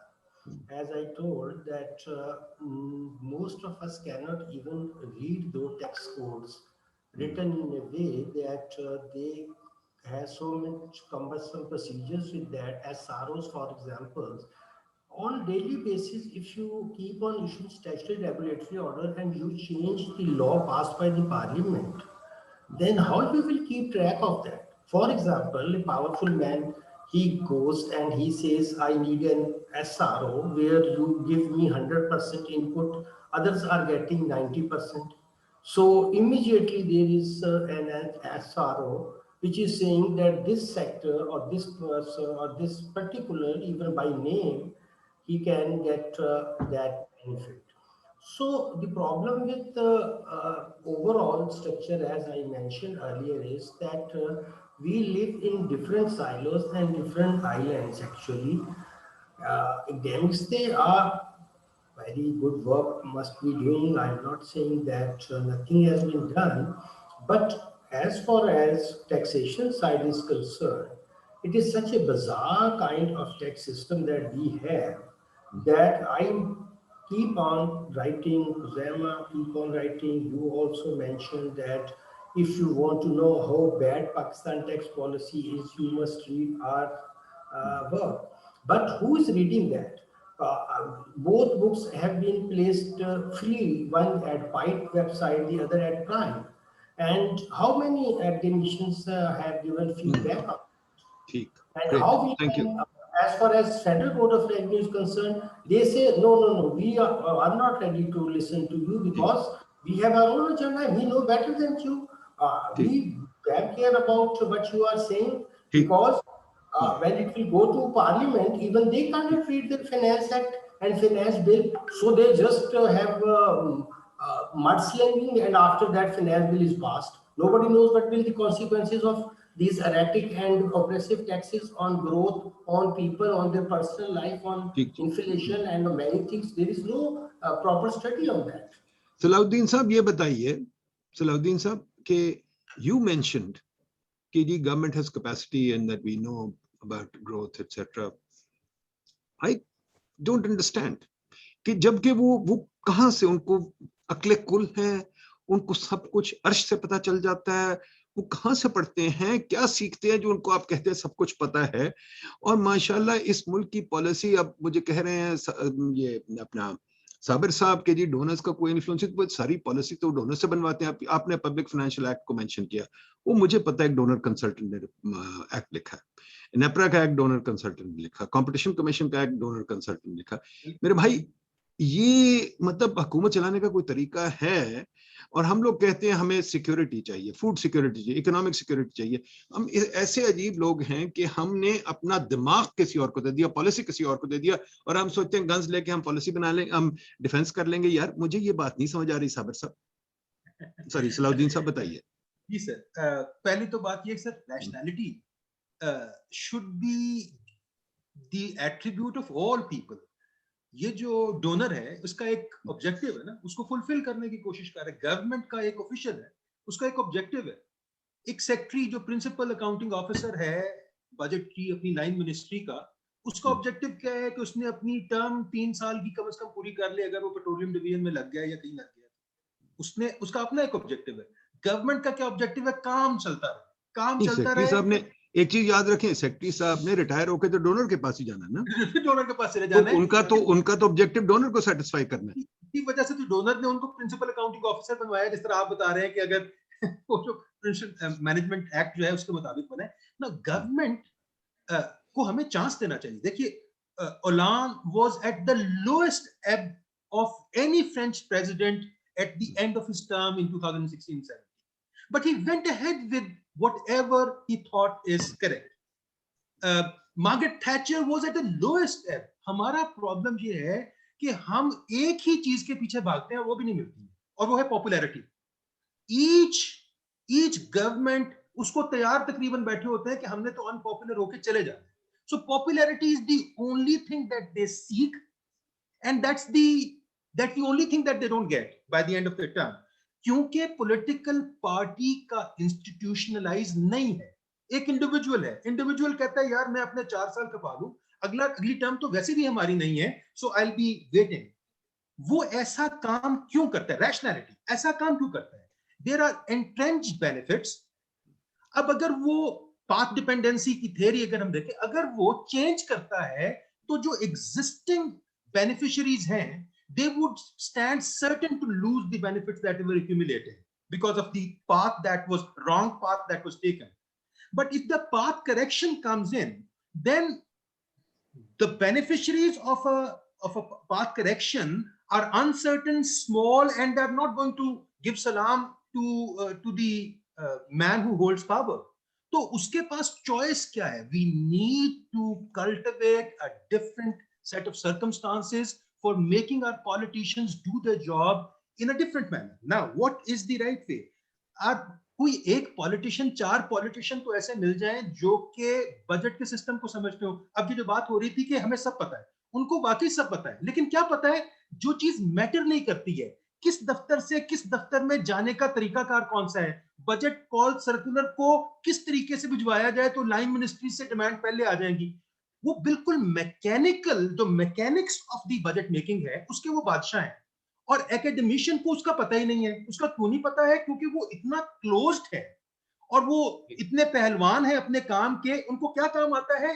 File घुमाना। और वो academic को ये नहीं पता कि file शुरू कहां से होती है, खत्म कहां पे होती है। और उनके लिए कामयाबी का मेयार यही है कि हमने खैर खूबी से इकोनॉमिक सर्वे छाप लिया फलानी तारीख तक। ये एक मिनट सलाहुद्दीन साहब, आप बड़ी अच्छी ऑरेटरी करते हैं, शायरी शेरो शायरी बड़ी अच्छी करते हैं, बट प्लीज ये बात नहीं, एकेडमिक को भी नहीं पता कि मतलब एकेडमिक क्यों हमारे मुल्क में इतना फारिग है कि वो बार बार पॉवर्टी लाइन मेजर करता है, वो बार बार मेजर करता है वो एनवायरनमेंट का बेनिफिट और ये और वो पता नहीं क्या क्या दकियानूसी किस्म के पेपर्स आते हैं, मैं देखता रहता हूँ।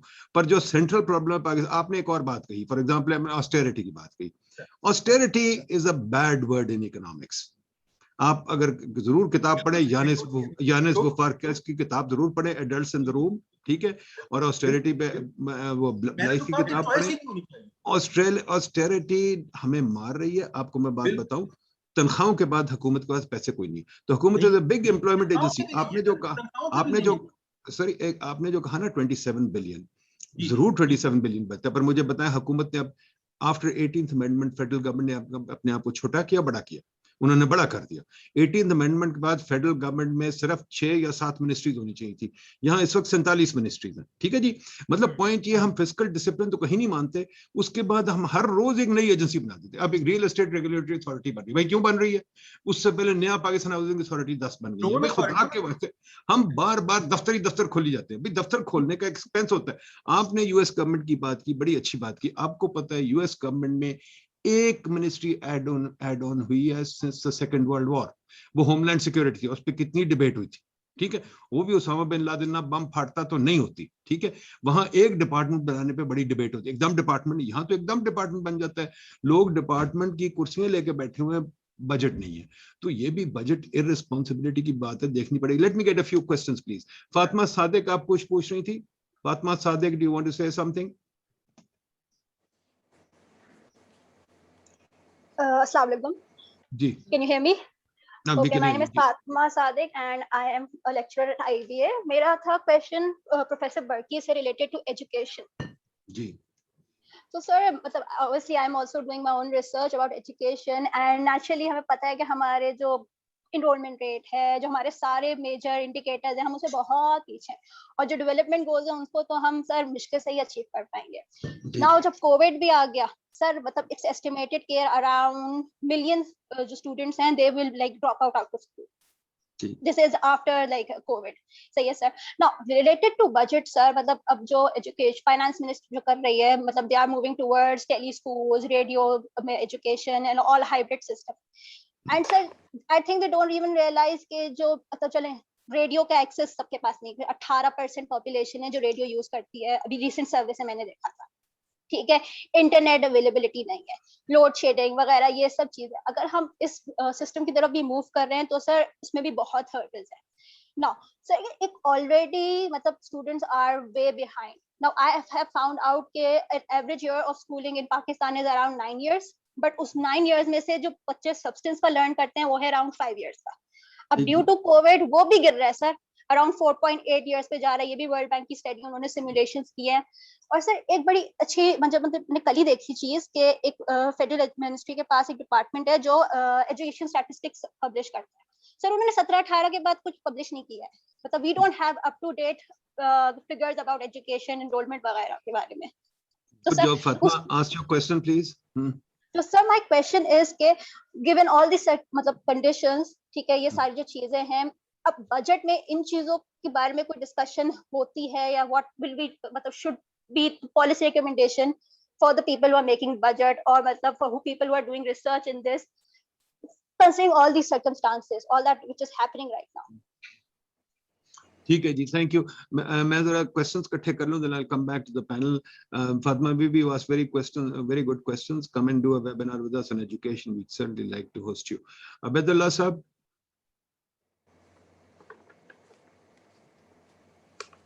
Okay, I'm Abidullah from PIDE. My question is from Dr. Abid Burki, basically. So Dr. Abid has basically, covered all the seed issues related to, but he missed one important thing, I think, the value chain related, because unless we train the different stakeholders working at different nodes of value chain, if we will not train them, upgrade the value chain or different commodities, that we cannot achieve the benefit. And second thing, my comment is basically, we do not really need to allocate additional budget to agriculture sector. If we just, correct the allocation of the budget. Currently, we are spending 150 billion on fertilizer subsidy and almost 60 to 7 billion on wheat stock.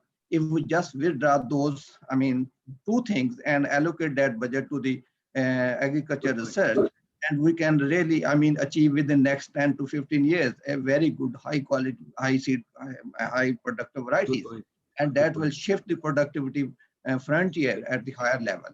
And moreover, if we just withdraw the fertilizer subsidy, I mean, the prices of wheat will increase just 2 rupees per kg, which is really not very high. So now here, whatever we talk, the question is that who, मतलब बिल्ली के गले में घंटी कौन बांधेगा? क्योंकि जो fertilizer subsidy है, वो मतलब 2 एंग्रो और फौजी fertilizer को जा रही है. ठीक है अबैदुल्ला साहब, देखिए बिल्ली के गले में घंटी डालना हमारा काम नहीं है, वो किसी और का काम है. पॉइंट ये, पर हमारे पास तो घंटी है ही नहीं. जब रिसर्च होगी तो हम घंटी डालेंगे, जब रिसर्च ही नहीं तो हम क्या करेंगे? हम तो डोनर का काम कर रहे हैं भाई, बार बार पॉवर्टी मेजर करके, तो पॉवर्टी तो हम देते रहते हैं उन्हें, बाकी हमारे पास क्या है? आबिद साहब बताइए, over to you, questions to you. अब I think we should head towards closure. जी ओके, आई थिंक पहला क्वेश्चन है on value chain. I think इनका पॉइंट ये है कि without upgradation of value chain agriculture sector तरक्की नहीं कर सकता. वेल आई थिंक इसमें there is a lot of potential. इनकी बिल्कुल बात ठीक है. अभी तक whatever initiative they have come mostly from the private sector. I think one example is the dairy supply chain, where the processing companies have played a major role. And I think this is entirely a market-driven sort of approach, where private sector has taken the lead. इसमें government का as such कोई इसमें role नहीं था. There are also other value chains which are emerging, and particularly with the ये जो आपके बड़े-बड़े supermarkets हैं, with the coming up of supermarkets, so we will see more and more, I think, improvement in the value chain. So I think there need to be some sort of regulation so that these value chains could be upgraded. Abhi it is functioning in an ad hoc manner, so we don't have any proper set of rules on how these values. इसका potential तो बहुत ज़्यादा है. I think इसमें I fully agree with Abdullah साहब कि इसमें आपकी जो फॉर्म प्रोड्यूस उसके बाद उसके इतने ज़्यादा यानी कंपोनेंट्स हैं within the agriculture sector, तो उन सब में there is a lot of opportunity of creating jobs and creating small businesses. So they are all there. So there's a lot of hope, a lot of opportunity. If you talk to a farmer, if you talk to a progressive farmer, there is only one complaint that you will receive from the farmer. वो कह रही हमसे marketing नहीं होती. Somehow ये बताएं कि किस तरह हम इसकी मार्केटिंग करें. कि let's say there is a farmer producing mangoes, he sells a crate of 10 kg for 250 rupees, and the same crate sells for 1200 rupees in the market. ये एक बेसिक सा सवाल है जो हर फार्मर पूछता है कि मेरी प्रोड्यूस इतने की है, आगे जाके इतने में बिकती है, मुझे नहीं इसका बेनिफिट मिलता. तो I think this is age old problem. इस पे मार्केटिंग कमेटीज जो उनका इसमें काफी रोल है, जो जिस दबे की मार्केट में जिस तरह सेल होती हैं, so there is a lot of improvement that is possible. Secondly, इनका पॉइंट है कि जो एलोकेशन है एग्रीकल्चर में, आप बजट ना भी बढ़ाएं, उसकी एलोकेशन को चेंज कर दें तो उससे इम्प्रूवमेंट आएगी. आई think this is a matter. इसमें गवर्नमेंट की जो लॉबीज हैं वो बड़ा इम्पोर्टेंट रोल प्ले करती हैं कि अब नेचुरली फर्टिलाइजर के ऊपर सब्सिडी देनी है, that's the easiest thing that a government can do. ठीक है, आप सब्सिडी उस पर दे दें, मगर ये देखना है कि फायदा किसको होगा, कि जो फार्मर हैं उनमें क्या जो 5 एकड़ वाला है क्या उसको सब्सिडी मिलेगी, या ये सब्सिडी किसके पास जाएगी। तो आई थिंक इसके इनइक्वालिटीज के इश्यूज हमेशा रहते हैं। तो but my major point was that इन सारी चीजों से सबसे एक ज्यादा चीज ये है कि आप अगर आपने प्रोडक्शन फंक्शन को आउटवर्ड शिफ्ट करना है तो उसके लिए अभी जरूरत है कि आपका जो सीड क्वालिटी है, इसकी सीड की मार्केटिंग एंड सीड की जो प्रोडक्शन, ये 2 चीजें हैं जो कि एक प्राइम रोल प्ले करती हैं। तो आप जिसको मर्जी सब्सिडी दें, कम से कम इसके ऊपर थोड़ी सी अटेंशन होनी चाहिए। ठीक है, थैंक यू जी, thank you very much folks. Anybody, any last words? इकराम साहब, साबिर साहब, whatever. जी, कौन बोलना चाह रहा है? सलाहुद्दीन बात कर रहा हूँ सर। एक छोटी सी बात, this word lobby is so demonized कि lobby बड़ी बुरी चीज है। Lobbying is a very good thing. I think people should be allowed to lobby for their interest, but this privileged space for some lobbies and kind of pushing all the other potential lobbies aside, that is wrong.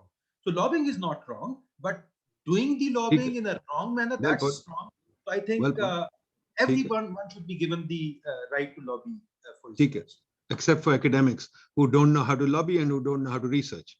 जी, साबिर साहब आप कुछ कहना चाहेंगे? इकराम साहब? No, चलें जी, okay. Folks, we had a great, जी साबिर साहब।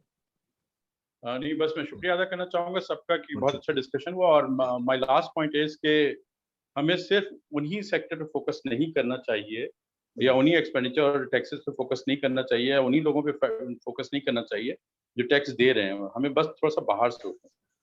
Thank you जी, very good जी, very good folks. I think we had a great discussion. जो अपशॉट इन डिस्कशंस का वो ये है कि अनफॉर्चुनेटली हमारा बजट बनता है पता नहीं कहाँ, हमारी पॉलिसी बनती पता नहीं कहाँ, एकेडमिक्स इन्वॉल्व नहीं होते, एकेडमिक्स से पूछा नहीं जाता। चलो पूछे बिल्कुल ना, पर एकेडमिक्स को कम से कम पढ़ तो लें, पर एकेडमिक्स भी फिर वो काम करें ना जो पढ़ने के लायक हो। अब हमने रास्ता शुरू किया है, we got RASTA research for social transformation advancement. We are giving grants to people to do research and I must confess I am reviewing quite a few of them and I must confess people think like donors. Donors have robbed our mind, and I hope that somebody in security is listening to us. We need to think independently if we want to grow and if we want to have independence in the world. You give your mind to somebody else, you are colonized, whether you are physically colonized or not. In fact, what the donors have done is very clever. They've colonized us, but that's beside the point. And again, this emphasis on education, I don't know why we're educating people. If are we only educating them, Abid Sahab, to make them donor consultants? What is the purpose of educating them? Policymakers don't need education. They've got everything. At the same time, there is no employment opportunity. There's a 40% unemployment rates among PhDs and among MPhils. I think this whole economy needs a lot of rethinking. Unfortunately, we're not ready to do that. We keep making the same old noises. कि ये कि हमारे पास revenue नहीं है, हम मरे गए, हमारे पास ये नहीं है। हमने एस्टिमेट किया है हमारे पास सिर्फ लाहौर में $1.3 ट्रिलियन की इन्वेस्टमेंट अपॉर्चुनिटीज है। पैसा फिर रहा होता है हवा में, पैसा सिर्फ टैक्स से नहीं आता, पैसा आता है समझ सोच से, how to do things, how to make things happen.